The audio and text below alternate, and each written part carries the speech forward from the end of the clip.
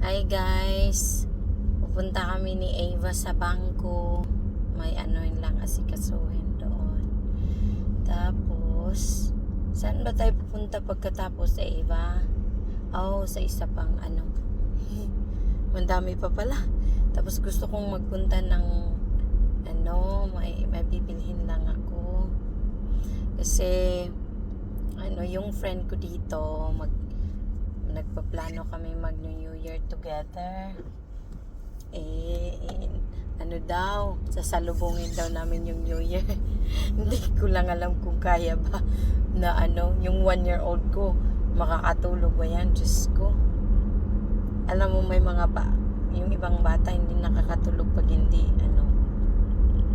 nila bed. Pero siguro si Iba wala namang problema. Kasi si Ava pinapatulog na namin yan ng siya lang mag-isa sa kwarto. Tapos pero pinapatulog muna namin pag nakatulog na, saka na namin inilagay sa crib niya. Kasi dito sa Amerika kailangan yun. Sa atin okay lang, kami kay mama kami hanggat sa lumaki tumatanda na. Pero dito kasi kailangan yun. Para, alam mo yung prevention ng SIDS, yung Sudden Infant Distress Syndrome. Ayun yun. Para ma-avoid. Umiyak na yung anak kasi parang walang nakikinig sa kanya. Walang nakikinig sa'yo? Ha? Walang nakikinig sa'yo? Ay.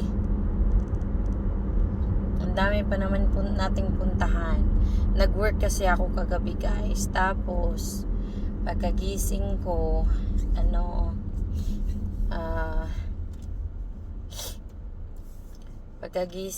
nagising ako, natulog ako, tapos nagising ako ng mga bandang 2:00. Kaya, kasi dito guys, pag work talaga. Hindi yung diba sa atin pwede pa tayong basta iba yung work ethics nila dito. Kaya tayong mga foreigner,